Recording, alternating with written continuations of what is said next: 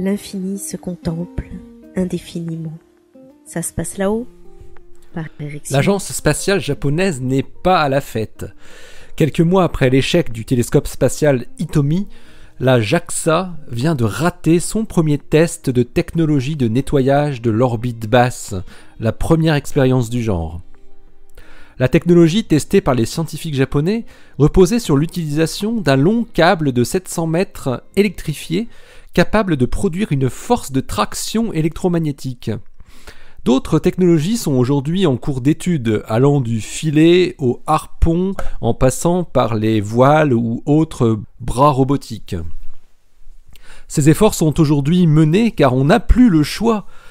Plus de 500 000 débris de plus de 1 cm flottent aujourd'hui en orbite basse, dont environ 20 000 débris de plus de 10 cm qui sont les seuls à pouvoir être détectés. Quant aux morceaux de moins de 1 cm, ils seraient de l'ordre de 100 millions. Ce n'est pas un hasard si l'un des candidats à l'élection présidentielle française, le candidat de la France insoumise, a présenté cet objectif du nettoyage de l'orbite basse comme une action innovante prioritaire à mener pour la science spatiale française. L'enjeu est de taille. Ces centaines de milliers de débris forment un réel danger pour les satellites, les véhicules ou les stations spatiales. On se souvient bien sûr du film Gravity qui évoquait les conséquences en chaîne de telles destructions.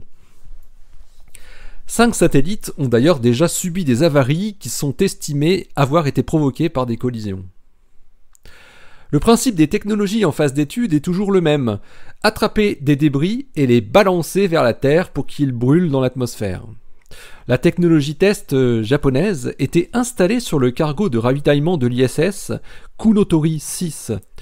Sur son chemin de retour vers la Terre, avant de s'y désintégrer classiquement comme tous les autres modules, ou presque, un filin métallique devait être déployé pour y faire passer un courant électrique dont l'interaction avec le champ magnétique terrestre aurait dû produire une force de traction sur Kounotori 6, le précipitant vers la Terre.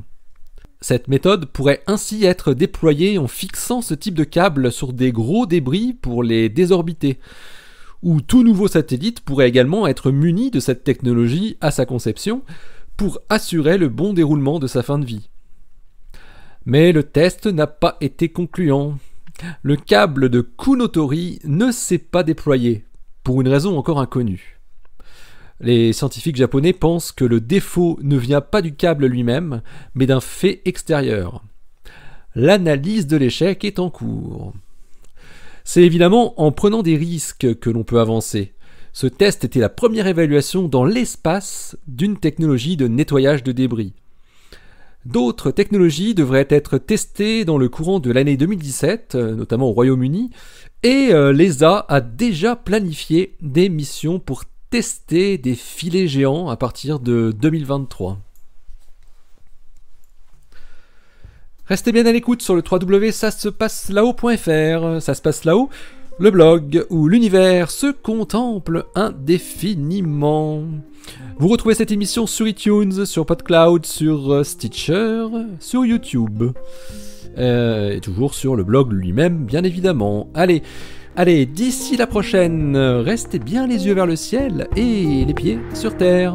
Salut!